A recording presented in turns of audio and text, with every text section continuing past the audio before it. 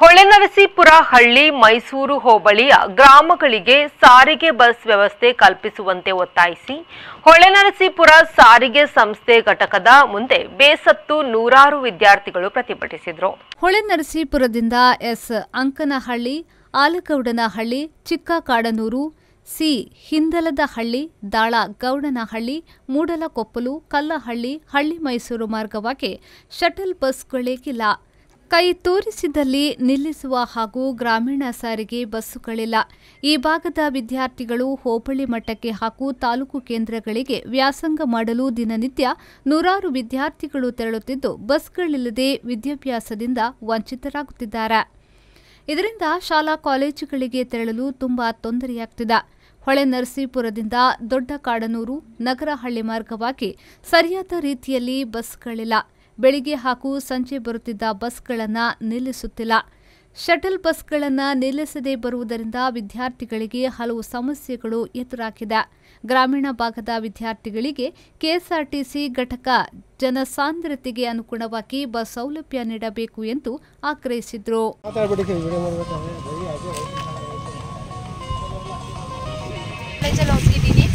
ನಮಗೆ ಟೈಮಿಗೆ ಕರೆಕ್ಟಾಗಿ ಬಸ್ ಬರಲ್ಲ, ಅದರಿಂದ ನನ್ನ ಹೊರಗಡೆ ನಿಲ್ಲಿಸ್ತಾರೆ. ಡೈಲಿ 1 ಅವರ್ ಹೊರಗಡೆ ನಿಂತ್ಕೊಂಡು ನಾನು ಕಾಲೇಜ್ ಒಳಗೆ ಹೋಗ್ತೀನಿ. ಆ್ಯಂಡ್ ಶಾರ್ಟೇಜ್ ಆಗ್ತಿದೆ ಕಾಲೇಜಲ್ಲಿ 1 ಅವರ್ದು. ಅದರಿಂದ ಡೈಲಿ ಟೀಚರ್ಸ್ ಬೈತಾರೆ, ಎಕ್ಸಾಮ್ಗೆ ತೊಂದರೆ ಆಗ್ತಿದೆ. ನಾನು ಗರ್ಲ್ಸ್ PU ಕಾಲೇಜಲ್ಲಿ ಓದ್ತಾ ಇದ್ದೀನಿ. ನಾವು ಡೈಲಿ ಚಿಕ್ಕಾಡೂರಿಂದ ಹೊಳೆನರಸೀಪುರ ಕಾಲೇಜಿಗೆ ಬರ್ತೀವಿ, ಗೌರ್ಮೆಂಟ್ ಕಾಲೇಜ್ಗೆ. ಆದರೆ ನಮಗೆ ಬಸ್ಸಿಂದ ತೊಂದರೆ ಐತೆ ಜಾಸ್ತಿ. ಅದು ನೆನ್ನೆ ಬಸ್ ಇಲ್ದೇ ನಮಗೆ ಹೊಸ ಬಸ್ ಬಿಟ್ಟವ್ರೆ. ಆದರೆ ನಾವು ದೊಡ್ಡಕಾಡೂರಿಗೆ ಹೋಗ್ತಿದ್ದೀವಿ, ಅಲ್ಲಿ ರಶಲ್ಲಿ ಬಟ್ಟೆ ಎಲ್ಲ ಹರಿದೋಗಿದೆ. ಆದರೂ ಓದ್ತಿದ್ದೀವಿ ಅಷ್ಟು ಕಷ್ಟಪಟ್ಟು. ಕಾಲೇಜ್ ಹತ್ರ ಹೋದರೆ ಅಟೆಂಡೆನ್ಸ್ ಶಾರ್ಟೇಜ್ ಆಗುತ್ತೆ. ಅಟೆಂಡೆನ್ಸ್ ಹಾಕಿರ್ತಾರೆ, ಯಾಕೆ ಲೇಟು ಅಂತ ಎಲ್ಲ ಕೇಳ್ತಾರೆ. ಬಸ್ ತೊಂದರೆ ಅನ್ನೋದಕ್ಕೆ ಪರವಾಗಿಲ್ಲ ಅಂತ ಅಂತಾರೆ. ಆದರೆ ನಾವು ಹೋಗಬೇಕು ಅನ್ನೋದು ನಮಗಿರುತ್ತೆ, ಕಾಲೇಜಿಗೆ ಓದಬೇಕು ಅಂತ ಅನ್ನೋದು. ಆದರೆ ಈ ಥರ ಆಗಿರುತ್ತೆ. ಡ್ರೈವರ್ ನೋಡಿದ್ರೆ, ಕಂಡಕ್ಟರ್ ನೋಡಿದರೆ ಫೋನಲ್ಲಿ ಬ್ಲೂಟೂತ್ ಅಸಭ್ಯ ವರ್ತನೆಯಿಂದ ಮಾತಾಡ್ತಾರೆ. ನೀನೇನು ಹೇಳ್ಬೇಕು ನಮಗೆ ಅಂತ ಕೇಳ್ತಾರೆ. ನಾವು ಒಳ್ಳೆ ರೀತಿಯಿಂದ ಮಾತಾಡಿದ್ರೆ, ಆದರೆ ಅವ್ರು ಆ ಥರ ಮಾತಾಡ್ತಾರೆ.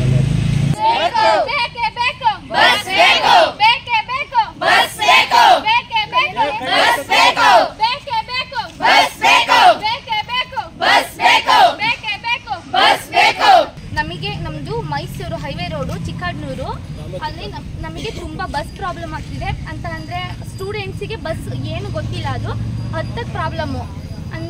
ಇವಾಗ ನಮಗೆ ಹೆಚ್ಚುವರಿ ಬಸ್ ಬೇಕು. ನಾವು ತುಂಬ ಜನ ಇದ್ದೀವಿ. ನಾವು ಹುಡುಗಿರು ನಾವು ಬಸ್ಸಿಗೆ ಹೋಗ್ತೀವಿ, ಹುಡುಗರೆಲ್ಲ ಬಸ್ ಇಲ್ಲ ಅಂತಲೇ ಬೈಕಲ್ಲೆಲ್ಲ ಹೊರಡ್ತಾರೆ ಅವರು. ಆದರೆ ನಾವೇನು ಮಾಡೋಕ್ಕಾಗಲ್ಲ. ಹೆಚ್ಚುವರಿ ಬಸ್ ಬೇಕು ನಮಗೆ. 9 ಗಂಟೆಗೆ ಒಂದು ಬೇಕು. ಮತ್ತು ಈ ಕಡೆಯಿಂದ ಹೋಗ್ಬೇಕಿದ್ರೆ ನಮಗೆ ಬಸ್ ಇಲ್ಲ. 2 ಗಂಟೆಗೆ ಬಸ್ ಇದೆ. ನಮ್ಮದು 2 ಗಂಟೆ ಕಾಲೇಜಲ್ಲ, 4 ಗಂಟೆ ಕಾಲೇಜು. ಆದರೆ ಹೋಗಬೇಕಿದ್ರೆ ನಮಗೆ ಬಸ್ ಇಲ್ಲ. ನಮ್ಮದು ಹಾಲ್ಗೋಡ್ನಳ್ಳಿಲಿ ಇಳ್ಕೊಂಡು ಹೋಗಬೇಕು. ನಮ್ಮ ಊರಿಗೆ ಬಸ್ ಇಲ್ಲ. ನಾವು ಯಾವಾಗಲೂ ಅಷ್ಟೇ, ಆಗ್ಲಿಂದನೂ ನಾವು ಹಾಲ್ಗೋಡ್ನಳ್ಳಿಯಿಂದ ಇಳಿದ್ಬಿಟ್ಟೆ ನಡ್ಕೊಂಡು ಹೋಗ್ತಿರೋದು. ನಮ್ಮ ಬಾಯ್ಸ್ ಕಾಲೇಜಲ್ಲಿ ಓದ್ತಾ ಇದ್ದೀನಿ. ನಮ್ಗೆ ಬಸ್ ತೊಂದರೆ ಆಗಿದೆ. ನಮಗೆ ಯಾವುದೇ ರೀತಿಯ ಬಸ್ಸು ಸೆಟಲ್ ಬಸ್ಗಳಿಲ್ಲ. ನಮಗೆ ಬಸ್ ಬೇಕಾಗಿದೆ. ನಾವು ಗ್ರಾಮೀಣ ಪ್ರದೇಶ ಜನರಿಗೆ ಉದ್ಧಾರ ಮಾಡಬೇಕಾಗಿದೆ. ಹಾಗಾಗಿ ನಮ್ಮನ್ನ ಬಸ್ ಕೊಡಬೇಕು. ಆದರೂ ನಮ್ಮ ಕಡೆ ಬಸ್ ಬರೋದ್ರಲ್ಲೆಲ್ಲ ಕಂಡಕ್ಟರ್ ಡ್ರೈವರೆಲ್ಲ ಬೇರೆ ರೀತಿಯಾಗಿ ವರ್ತನೆ ಮಾಡ್ತಾರೆ, ರೆಸ್ಪೆಕ್ಟ್ ಕೊಡಲ್ಲ.